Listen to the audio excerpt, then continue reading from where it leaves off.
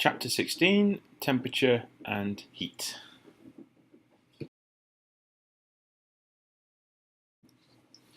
Here is the overview of Chapter 16. We will first talk about temperature and the zeroth law of thermodynamics. Then we'll move on to temperature scales, thermal expansion, heat and mechanical work, the definition of specific heat, and finally conduction, convection, and radiation.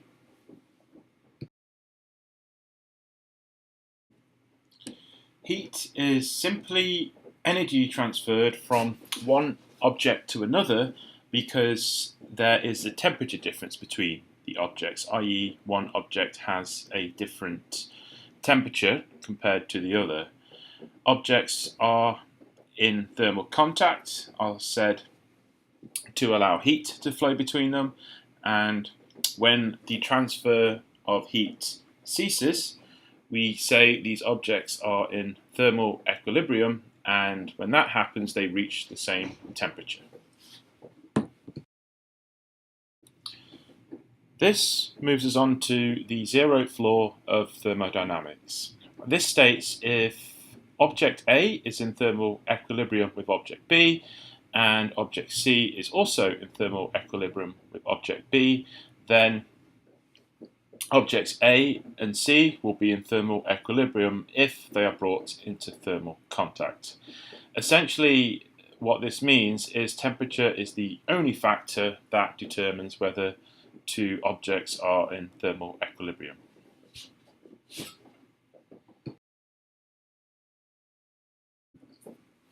Here is a diagram representing the zeroth law. What we see is there is no heat flow between A and B, and if we connect B and C together, there is also no heat flow, which means that if we connect A and C together, there cannot be any heat flow from the zeroth law. And this is simply because all of these objects have the same temperature.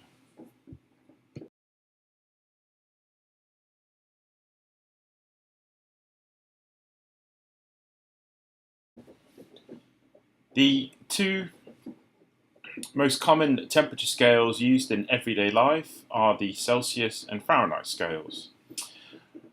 For the Celsius scale, this corresponds to 0 degrees Celsius when water freezes, and 100 degrees Celsius corresponds to the point where water boils. For the Fahrenheit scale, 32 degrees corresponds to where water freezes, and water will boil at 212 degrees Fahrenheit. The human body is roughly 100 degrees Fahrenheit, and this was used for the original definition of the Fahrenheit scale.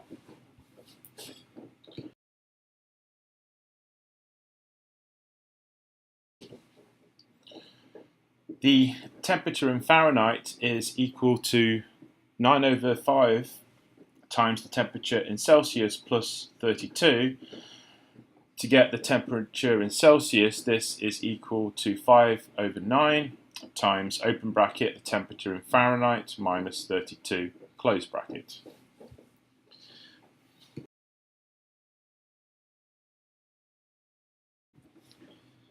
The Kelvin scale, which is the official scale for SI units, is very similar to the Celsius scale, except that Kelvin has its zero at absolute zero, the coldest temperature we can achieve.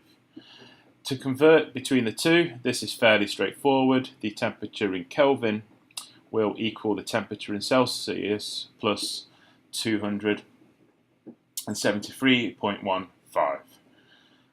Vice versa, the temperature in Celsius will equal the temperature in Kelvin minus 273.15.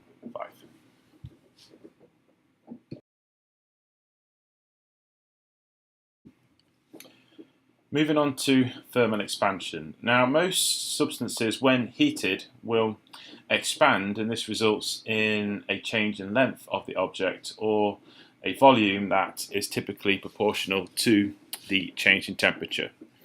The proportionality constant is called the coefficient of linear expansion, and we have a definition here where the change in length of an object is equal to this coefficient, which is represented by alpha, times the original length, L0, times the temperature difference, delta T. This can be a temperature increase or a temperature decrease. When the temperature increases, delta L is positive, which means the object has expanded. When delta T is negative, delta L is negative, which means the object has contracted.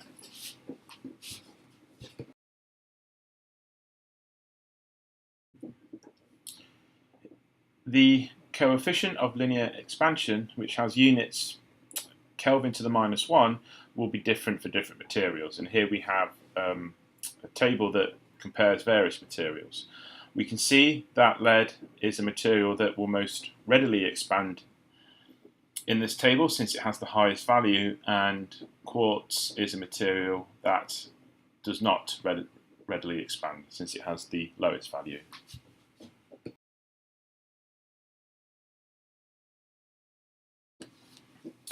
A biometallic strip is something that takes advantage of this behavior. What happens is you have two metal strips that are placed in contact and they have different coefficients of thermal expansion. When the strip is heated, because one will expand more than the other, it causes the strip to bend, and this is very useful for switches that need a mechanical input that is based on heat.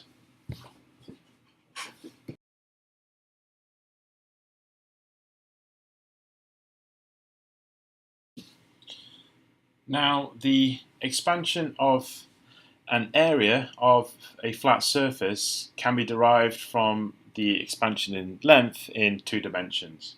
Here we have an example of a washer that's created.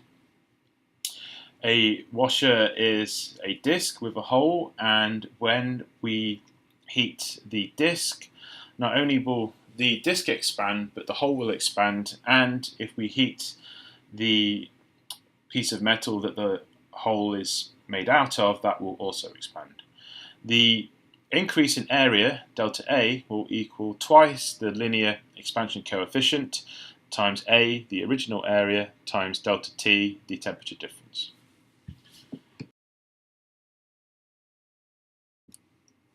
A change in volume can be derived in a similar way, where delta V, the change in volume, is equal to 3 times alpha times the original volume times the temperature difference, delta T, and this applies to solids. For liquids and gases, we replace the free alpha with a coefficient of volume expansion, and this is represented as beta, so delta V will equal beta times V times delta T.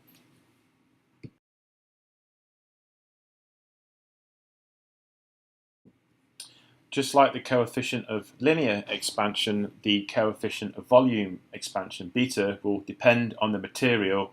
Here we have some comparisons where we find ether is the material that will most readily expand, and water and mercury are not so keen on expanding for a given temperature difference.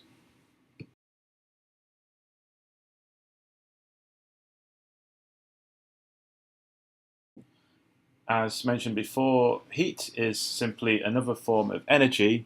We can define something called the kilocalorie, and this is simply the amount of heat or energy needed to raise 1 kilogram of water from a temperature of 14.5 Celsius to a temperature of 15.5 Celsius. That in joules corresponds to 4,186, or we can write 1 calorie is equal to 4.186 joules.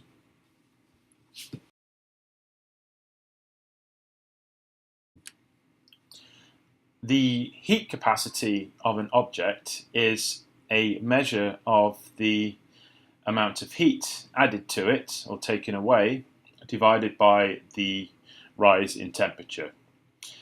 It's represented by C, and we can see it in the equation as Q, which is the heat divided by delta T with the temperature. When Q is positive, delta T is positive, and this corresponds to heat added to the system. When Q is negative, delta T is negative, and this corresponds to heat that is removed from the system. C itself will always be positive, and it has units of joules per Kelvin or joules per Celsius.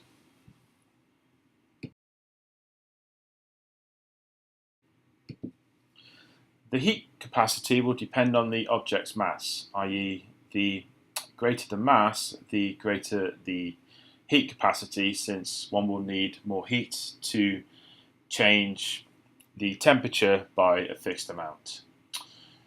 To this end, we define another quantity, and this is the specific heat, and this definition takes out the mass dependence. It's equal to Q divided by m, the mass of the material, times delta T, the change in temperature, and we represent it with a small c.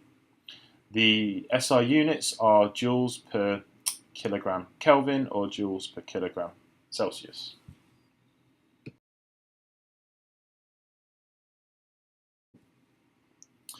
Here is a comparison of specific heats for different materials. We have water with a very large specific heat of 4,186 joules per kilogram Kelvin, and then other materials have lower heats. The materials gold and lead actually have the lowest, and the values here are 129 and 128 respectively.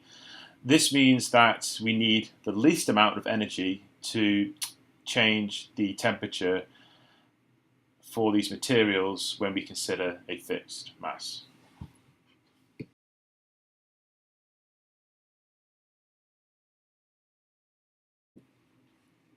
The final topic of this chapter will be on conduction, convection, and radiation. These are three ways that heat can be exchanged. Conduction is the flow of heat directly through a physical material. Here we have an example where there are two surfaces. One surface on the left has temperature T1 and another surface on the right has temperature T2. We have a material in the middle with length L, and that material will have a cross-sectional area of A. If T1 and T2 are different, heat will flow through this material. If T2 is greater than T1, then heat will flow from the right to the left.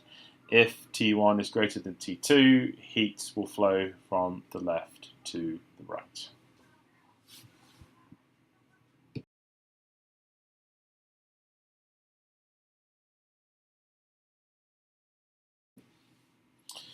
The amount of heat flow is given by this relation, and it's represented by Q, and that's equal to K, which is a constant, and we refer to that as the thermal conductivity of the rod, times A, which is the area, times the temperature difference, delta T, which is T1 minus T2, or T2 minus T1, divide by L, the length of the rod, times by little t, which is the time that heat is flowing for.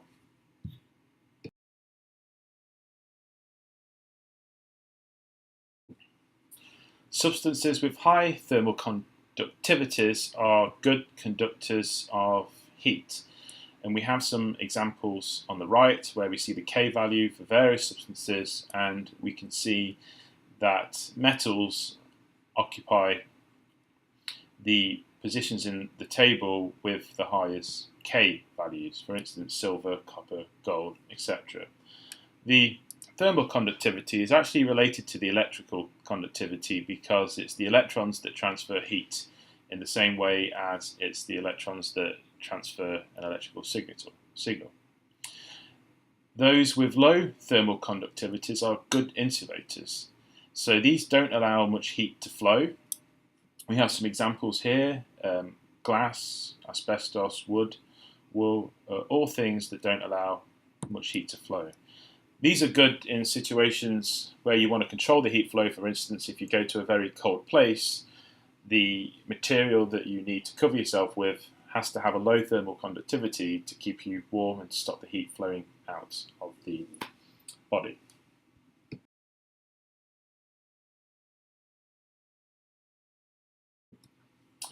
Convection is the flow of fluid due to a difference in temperatures, such as warm air rising. In this case, it's the fluid that carries the heat with it as it moves. We have an example on the right of convection, where we have a beach. In the day, the sand will warm quicker than the sea, and this means that heat will then escape from the sand, and this then brings in cool air from the sea because heat will flow where the temperature is lowest. At night, we see the opposite effect. Since the sea cools down less quickly than the sand, the sea is warmer, and this means that heat will start to rise, and this will bring in air from the sand. This we refer to as a land breeze, and the previous example, A, in the day, we refer to as a sea breeze.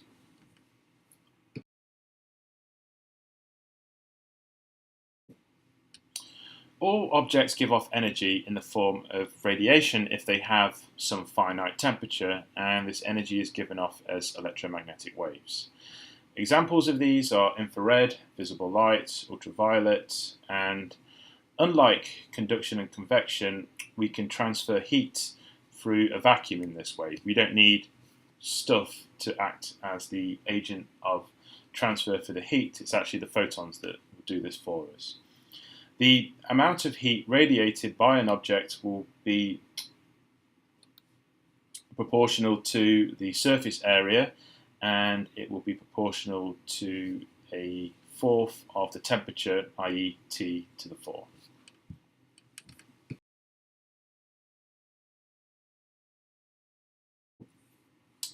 This behavior is described by the Stefan-Boltzmann law for radiated power, which is represented as P. So P for power is the amount of energy per unit time that's emitted, and this is equal to E, the emissivity, times sigma, the Stefan-Boltzmann constant, which is 5.67 by 10 to the minus 8 volts per meter squared, Kelvin to the 4, times A, the area of the object, times T to the 4, where T is the temperature of the object.